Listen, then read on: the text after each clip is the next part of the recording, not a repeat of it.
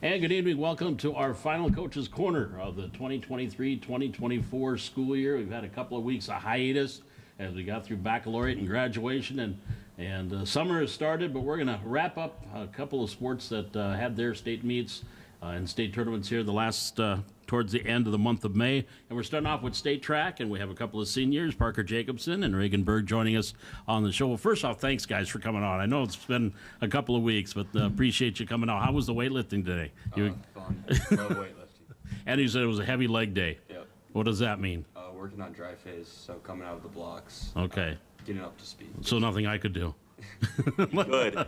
Yeah, but I'd probably hurt myself as long as there was a medic handy. But state track meet that was held May 23rd through the 25th over in Bismarck. And out of the 3 days, 2 nice days, one, not so much.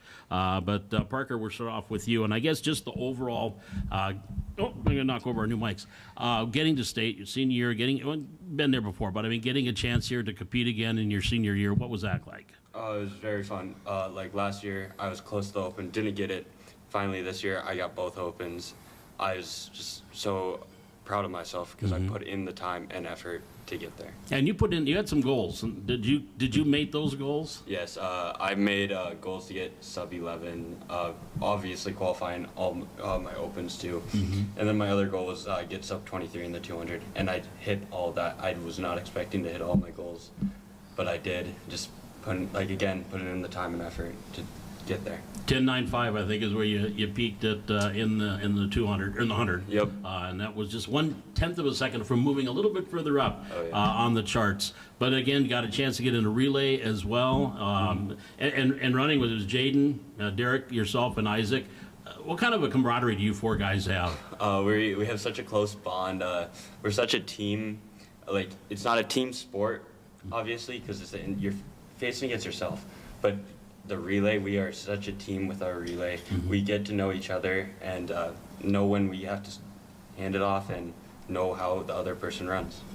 Finished, let's see, I didn't have it memorized. It was 7th in the 100, and then that 4x2 took 11th, and then 17th in the 200. Were you a little disappointed with your 200? Yeah, I was a little sad in the 200. I don't know, I came out of the blocks not feeling it, but it's okay. I'm happy in my 100. I placed better than I expected to. Yep. So.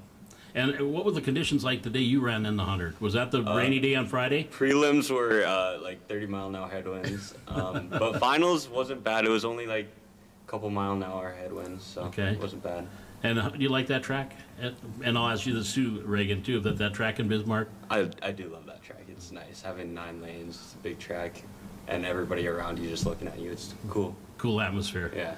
Well, Reagan, same for you. I mean, been there, done that, but as a senior, getting a chance to compete in the 4 events that you did, wrapping up your high school career.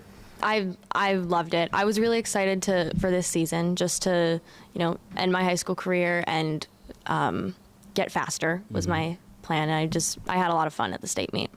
Did you make any of your goals? Did you get your goals? Yeah, to make them? Yeah. I didn't make all of them, but a lot of some of my goals were getting the school records in the 800 and the 3200, and I got those at state.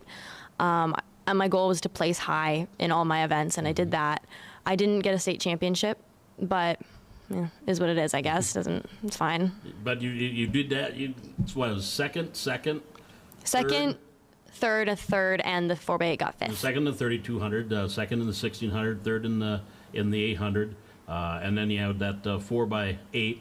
And you too, with your relationship with Bryn, Cadence, and Greta, you're also distance runners. You're all together during cross country season. What kind of a relationship do you guys have too? We're really close, and like the 4x8 has always been close, even with completely different people. When I was in it in 7th grade, all of the girls were much older than me, and we were still so close. So it's just cool to go from 7th grade to 12th grade, and we're all still so close, and we have big goals for the 4x8, and it's really fun.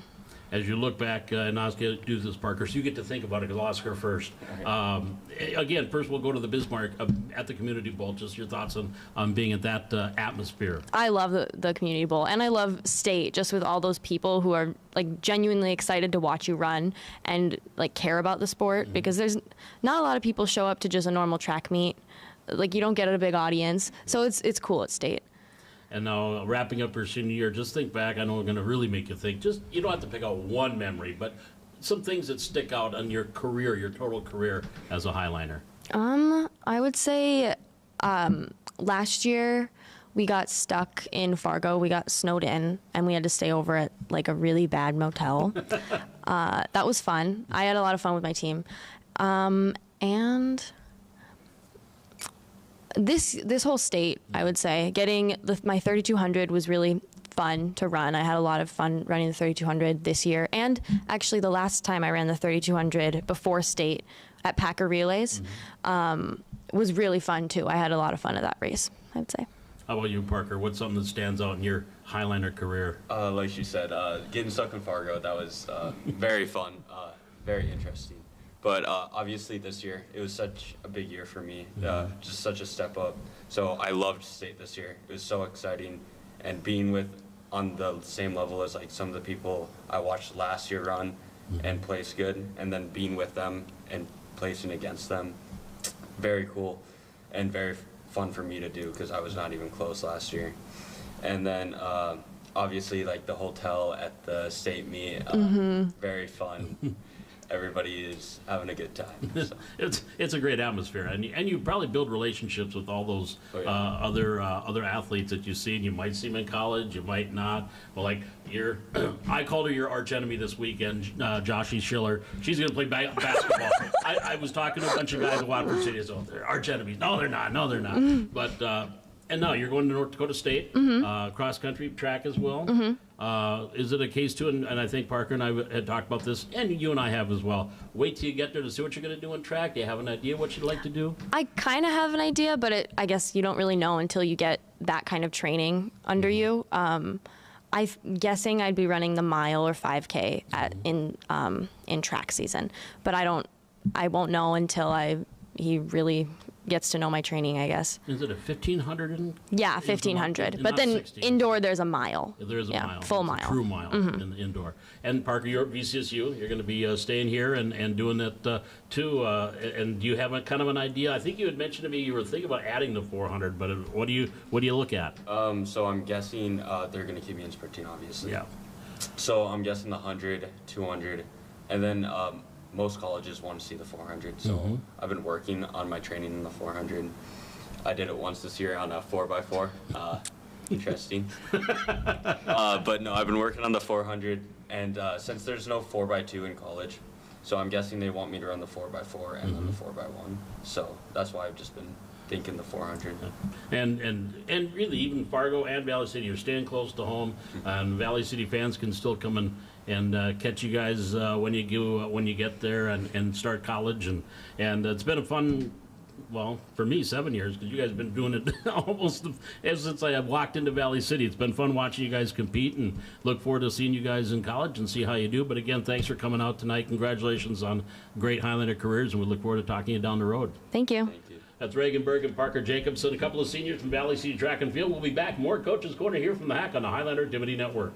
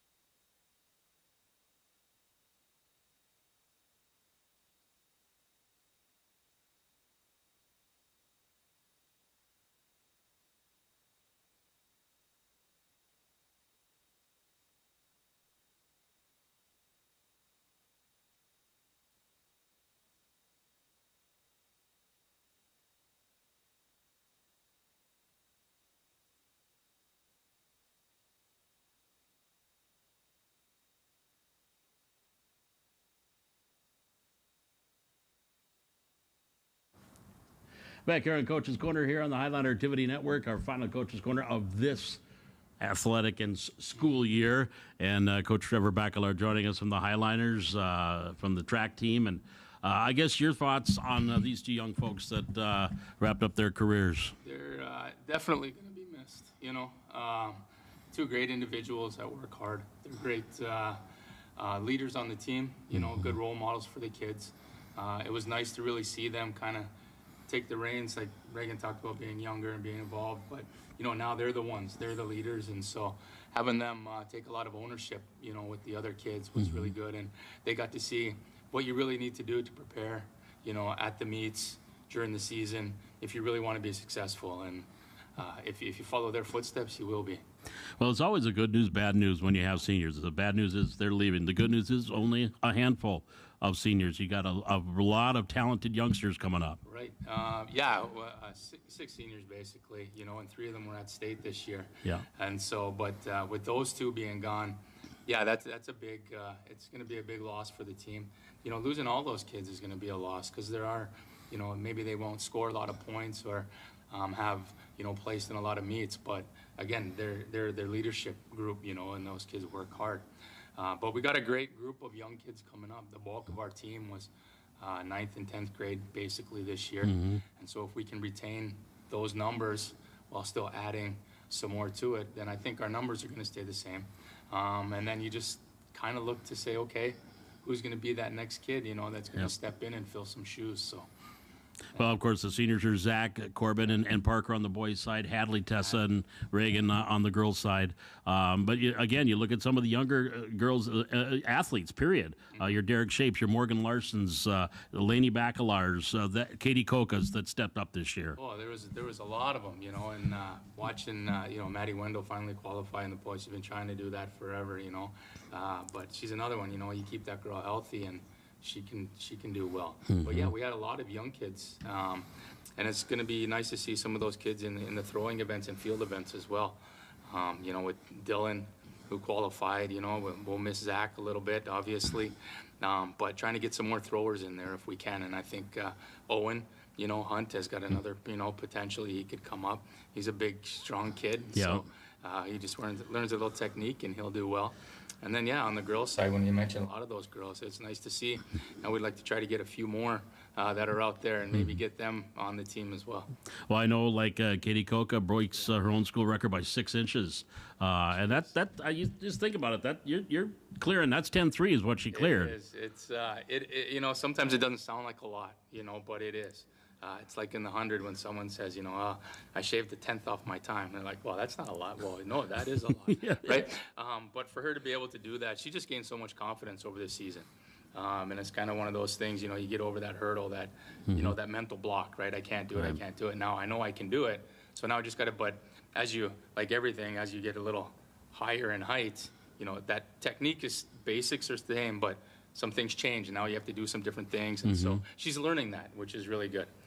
So she's, we look to her to be another one next year, you know, to qualify again. And for her to get in the qualify in the 100 all of a sudden, that was out of nowhere. So that was really good too. Where did that come from? Yeah. And we looked at you look at some of your athletes that'll be coming back that have the experience. Your Greta Govan, Caden Spetch, Bryn Leak are the 3 that just stand out at the top of my brain that have been there for the last 2-3 years. Oh, yeah. And that have been there. They're now the leaders of the team. Should be. I do. I can remember when Greta was a little 7th grader just coming in, you know, and just being young, and now, she's going to be that senior leader. The old lady.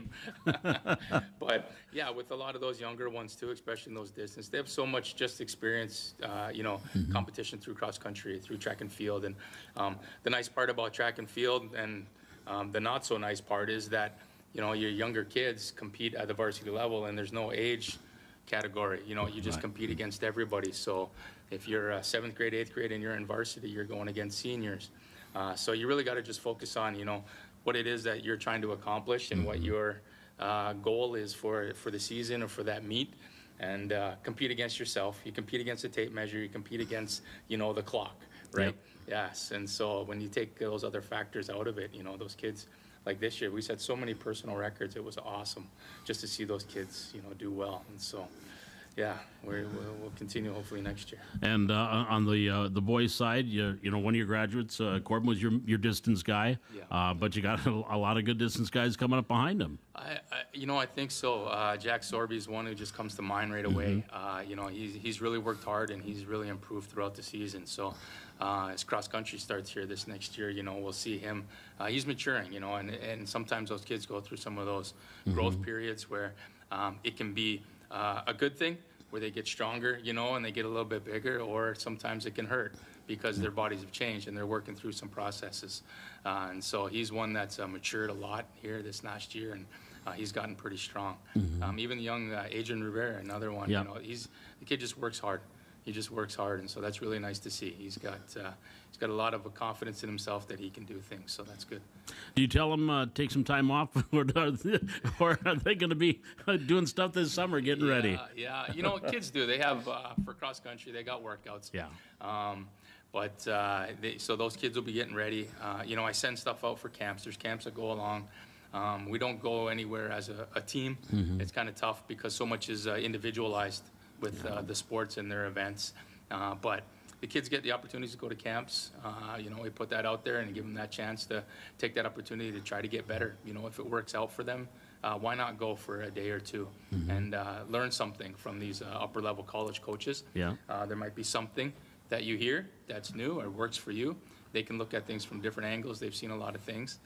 Or they get to hear the stuff that we've been telling them over and over, and they realize that it really works. Hey, they do know what they're talking about. Right, yeah. So, yeah, there's opportunities for kids to get better over the summer, and then they just have to put in their own time. Yeah. You know, the track's open.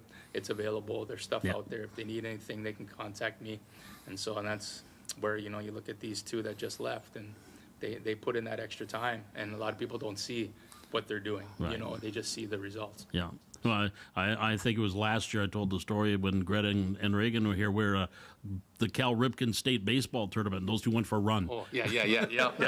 You can definitely see some of those kids out there. Sometimes I'll be driving my kids around for events, and there goes one, there goes another. Yeah, always working out. So, and sometimes it's just, you know, they just want to get out and just to do something, right? And, Stay busy. Stay busy. Stay busy. Stay busy. Well, Trevor, again, appreciate you joining us and coming back here after been off for a couple of weeks, but appreciate we got you on here and all season long having you on the show. Oh, thank you. Thank you for the support. Well, with Trevor Backler, the Highlanders girls, I think 11th, and that is where they finished, tied for 11th. That's pretty good. That is pretty good. You know, we also look at it too. Next year will be our last year in the Class A. So there'll be a little bit of a change coming here as we start to transition into a different realm here.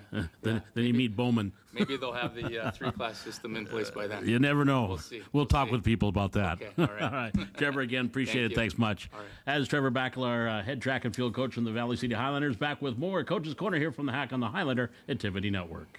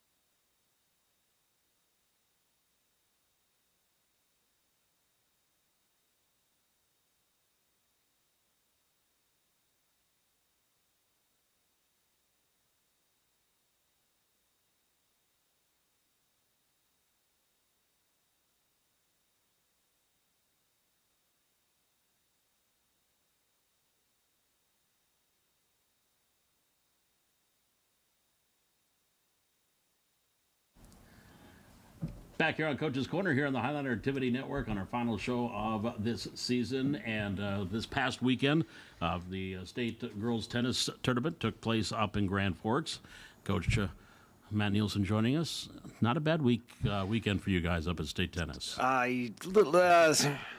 a bad is maybe an understatement, but no, it was a fabulous weekend, and big thing was to get out of the first round. As a coach, we've gone.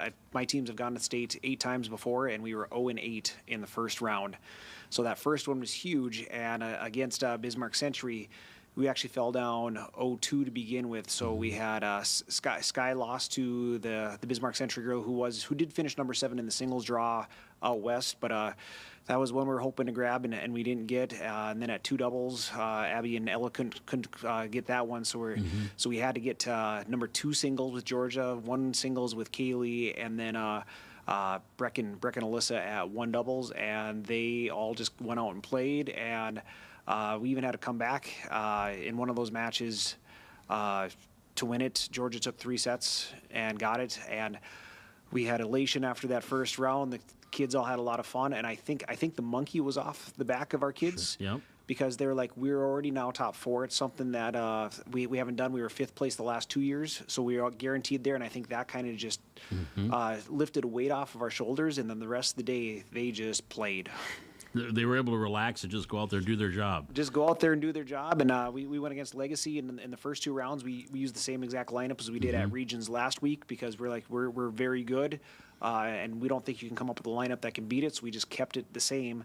And you know what, Legacy's number 1 and 2 are extremely good. They took 2nd in the doubles draw, so Kaylee and Georgia couldn't pull out wins there, but Breck and Alyssa did at 1 doubles, and then at 2 doubles, Abby and Ella won the first set, lost the second set 1-6, but then they came back in the third to win it 6-4, which means it was on our number 1 doubles team, because Sky got a victory that round at number 3 singles.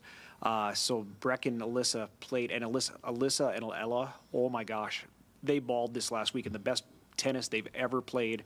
And Alyssa at 1 doubles playing, and then Breck had a put away to end the match, and our team went nuts because we made the state championship match, and extremely excited. And then on to the championship, which because it was rainy, so we played the first game at 10. First match was at 10. We had time to go back to the hotel for a couple hours before our semifinal, because we had to get through a lot of other matches. But I don't think our final started till about 9 o'clock at night. Or it might have been 8:30. 8:35, I think, was when you got it started. When we got it started in the championship, and then in that lineup, we knew that Minot's just really, really good. But we were looking at the results from the previous rounds, and we thought Minot was actually most susceptible at number 1 singles, but they were stout all the way through. So what we did was we put our last year's state champs at Breck and Abby at 1 doubles, and last year Kaylee and Georgia finished top 8 at state in doubles also. So we put those 2 at 2 doubles, going, all right, so we should have 2 wins if those 2 go out and just play, that we should be able to snag. So we still have to play well, but we can snag those. Right. And Ella and Alyssa, we threw them to the wolves. Like, they have really good players, and they knew going into it that we were throwing them to the wolves at 2 and 3 singles. And then it came down to throwing all our eggs in one basket, because we just said we need to get the 2 doubles, and then Sky needs to beat. And Sky's an 8th grader. She's our number 5 player, and we're putting her against Minot's number 1 player. And she was as cool as the other side of the pillow. Like, she just played and got the match. And I really think that losing that first round against Century actually just made her relax, because she's like, well, you know what, I'm not that good anyway. And I mean, she is good, but but you have that mentality of, I'm not supposed to win, I'm the underdog, and you can just hit the tennis ball. And she hit the tennis ball against Minot. She came to the net, she put points away, and at times she just played consistent and let Minot make some errors. And when that last deuce point happened at 5-2 in the second set, and we got it, whole team stormed her and went nuts, and the celebration ensued. Well, and it looked like at the celebration, too, it was almost, to me, the video that I saw you guys had, I don't want to use the word shock, but it was just, did we really just do what we did? Well, I think that's true, because I think all of us, I don't think, like, we knew that winning the state title was an outside chance, but, I don't think anybody actually, put it in their head that at the end of today we could be state champs. So I would agree with you that we were pretty shocked and awed, and But we then had they do it correct, like they do it better now. It used to be they didn't get the award until after Saturday's play of individual. okay. But now what they do is after the match is done, they actually do a trophy presentation. So during that trophy presentation, and they all got individual plaques, state champion plaques. That's when the celebration really happened, and cheering and taking a bunch of photos and video, and it was amazing. And you and I talked about this all year long, about the not only depth but the quality of depth that this team had. And you talk about Alyssa and Ella, who then they go up with Breck and Abby in doubles. And I think Breck and Alyssa were 9-0 or something like that together. I don't think Ella and Abby, they did in the state, lost. Yep. But just to show that, hey, these two seniors, they stepped up and really helped you this Huge. weekend. Alyssa and Ella both really upped their game, and they were not a liability. The big thing is that when you're playing with them, you have to get the return in, get it deep, so that way the net player can't get it at the net. The balls that come to you, you got to put them away. If it doesn't come to you, you have a state champion in the back to get it, and those two held their own, and they really hit good serves and good returns. So then Breck and Abby could roam the net and put balls away, and because of how consistent they were and the great placement of Alyssa and Ella's shot, that allowed Breck and Abby to take over matches to go out and win them. So, but without those two, we're not there. Yep. Those state champs can't do what they did. So I mean, it was great for them. And so with Breck has been our anchor. She was 6-0 and the only one that was undefeated at region and state in team play.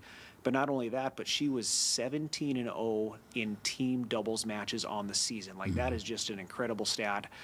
Breck finishes with 25 doubles wins, which on the season, which is in itself a Highliner record for the number of doubles wins in a season. So like she was our anchor, and Abby had 2 doubles. I mean, she anchored that one too. And yep, she did have the one loss with Ella. Didn't come back to bite us, but I think that might have helped us out too, because Ella was playing a little bit tentative in that first round. But after that loss too, I think it opened it up just to let us go play. So I think almost a couple of those losses in the first round might be the reason we were able to do what we did in the second and third round. Well, you mentioned that you kind of threw Alyssa and Ella to the wolves, but they knew that, and that shows the mentality of not only those two young ladies, but of your team and what you and your coaching staff have preached. This is what we're going to do, and we'll do it, Coach. We understand. And they bought in. So once, like I didn't have the lineup for My Not Ready yet, but I looked at it and I go, this is the lineup that can get us there.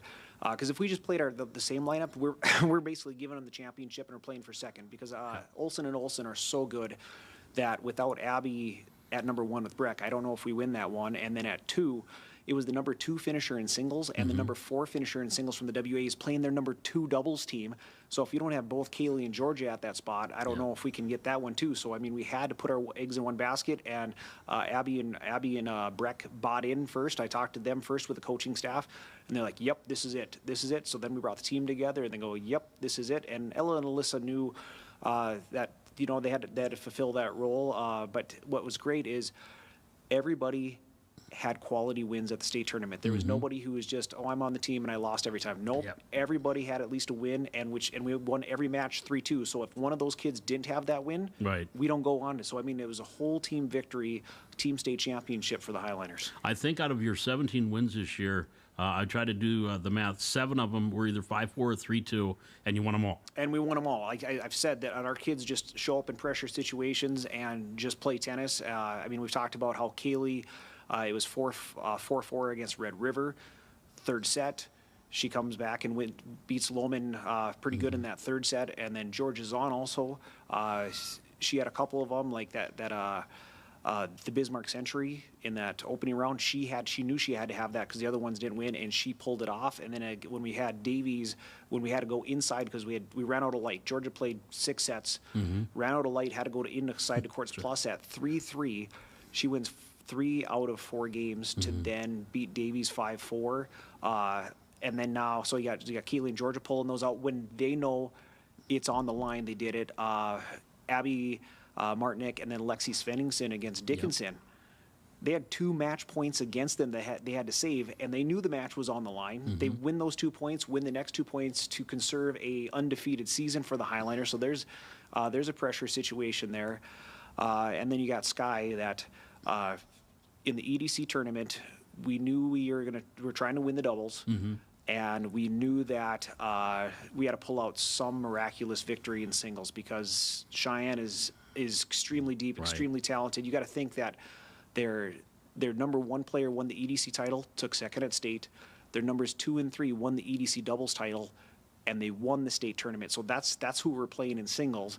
So we put our same lineup of Brecken, Alyssa at 1, they won it. Abby and Ella at 2, they won it. And either Kaylee needed to knock off the EDC champ, or either Sky or Georgia had to knock off one of the doubles champions. And you know what? Sky went out there and won it in 2 and sealed that championship. And then, like we said, what was crazy about the Minot match is it was 2-2. Sky knew it was 2-2. Sydney from Minot knew it was 2-2. And who's going to keep playing? Because it was only 3-2 in the third set when, 3-2 in the second set. Second set when the other matches finished. So Sky knew it was on her. Yep. The other girl knew it was on her, and Sky just kept playing. It's like and that's the mentality, almost like a bulldog mentality. That Sky has. She does. She just kept playing like it was like just any other match, and like you preach that like. You do the right things in practice, and then the match just shows you what you got. And then you just focus on this current point because you can't control the past, you can't control the future. You just play this point, and she did that to a T, which is awesome as an eighth grader. Excuse me, awesome as an eighth grader. And what's going to be interesting to see, though, is I remember my playing days. I almost played my best tennis as a sophomore because when I was a junior and senior, I knew better. And then I didn't, you know what I'm saying? I'm supposed to beat this kid. Right. And then I didn't play to my level. So I'm hoping Sky can do better than her dad and can move on to 9th grade, 10th grade and still keep playing 1 point at a time no matter the situation like she did this last weekend. Do as I say, not as I do. Yes, definitely. Well, now these poor girls, 11 o'clock Thursday night, they get done.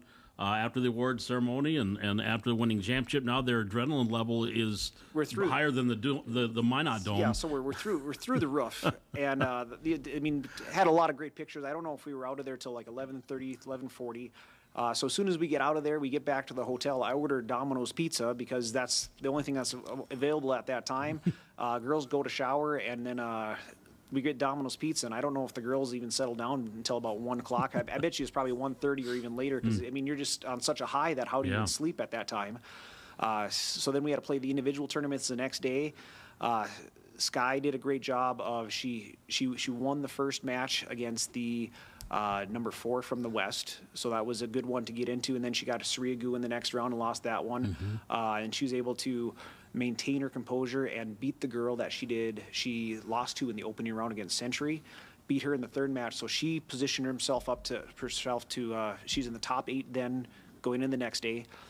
Breck and Abby did a great job of just taking care of business in the first round, and in the second round they got down 2-5 to a good Davies team, and then they lost I don't think they lost another game. I think they won 7-5, 6-0. So they grabbed 11 in a row to win that one. That put them in the semis, which means they're all state. They're guaranteed top 4, so they got that through. Kaylee and Georgia, though, they played the same 2 they played in singles, so they beat them in singles, and then they against Century, and now they had to play them in doubles. And we had probably a 2.5-hour match, long points, tiebreakers. We pulled that one out, and just so not much sleep. Right. It's long 3-set match, and then we get into Legacy, and we just start hot, and we get up 5-0. And it's McPherson, who was in the state championship last year, along with their teammate Severson, who's a great player, beat Georgia 4-1 the day prior.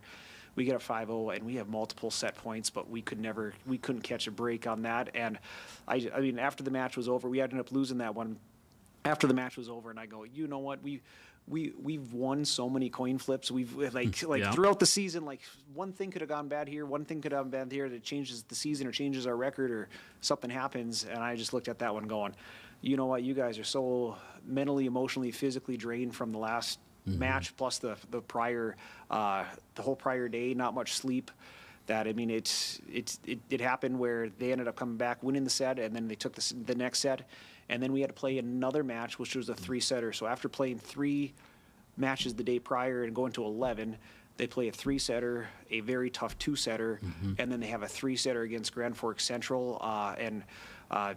We never caught fire like we did that first 5 games of Legacy.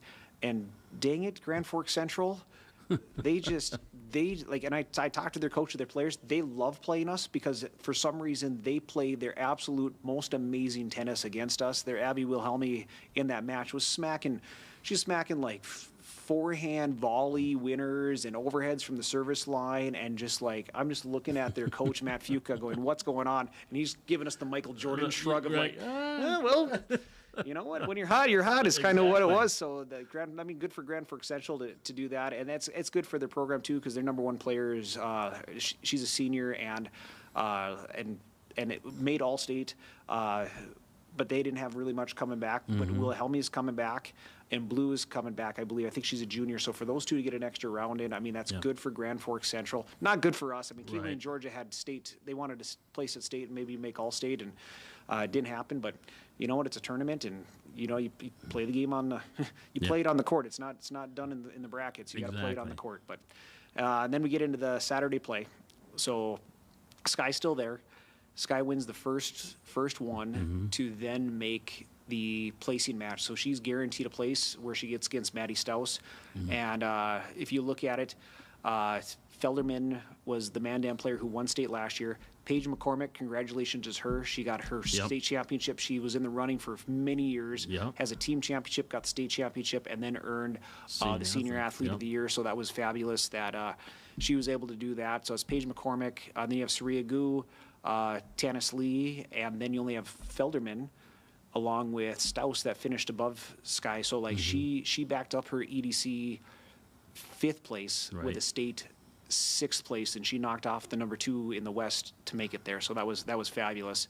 And then on the double side, Breck and Abby played that Legacy team, and it went to 3 sets, and it was tough. Great tennis on both sides. Congratulations to Legacy to make it, and they made the championship match. And in the championship match, the Cheyenne team did get them. Big reason I was cheering for Legacy is that those 2 seniors have been fighting for so long. They were seniors, and their coach is fabulous. And I was hoping they could get that doubles title because they never got a team championship. Like they were gunning for a team championship just like we were this year, and they thought it was their year. And so I was hoping they would get that one because of the Cheyenne team were both underclassmen. So I mean, it was a sophomore and a junior, and like you could come back, but the Cheyenne team went on. So congratulations to them. And then Breck and Abby went into the 3rd place match, and with basically nothing to lose because it's a 3 or 4 on the plaque, and they ended up losing to a really good Dickinson team that they lost to in the West Fargo Invite. But what was awesome about that match is both Abby and Breck, they looked like they were having fun. They looked like they loved just the sport of tennis. They loved each other. They loved the team. They loved being in the atmosphere. And I think it was a fabulous way to go out without that pressure where I can just hit the ball and have fun playing tennis. And they did awesome, and I'm so proud of them. No pressure. Let's do what we've been doing all year and enjoy it. Enjoy the moment. And that was it. They enjoyed the moment. And I think that was the biggest thing is that sometimes, the pressure of the situation gets to the point where you don't enjoy the moment. They enjoyed the moment, and I think they'll remember that. And now when they play tennis, it'll be for fun. It'll be for fun. I mean, who knows? Maybe even one of them will find a college club team or varsity team if they want to. But I think right now that I think they're just thinking if I'm going to play tennis, I'm going to play tennis for fun because Breck is going to NDSU and they do have a club team. So I mean, she does have an opportunity to play there if she wants. Abby's going to an acting academy in New York. Don't know about that one. Don't know if she'll find a lot of actors like to play tennis. Yes, that might be true. So she don't know if she'll find a college team to be on, but maybe she'll find some. See if the NYC has got anything. Yes. New York or University of what is it? State University of New York or something like that. But all in all, though, Matt, 53 years since the state champ, first over uncontested. Well, the first one was a tie. First was a tie. Yep, and that was in 1971, and there was a doubles tournament and a singles tournament, and that was held in Valley City in 1971. And both Valley City and Central ended up getting 20 points. Right. Whatever that means. I saw 20. I'm like, well, it's 20 points.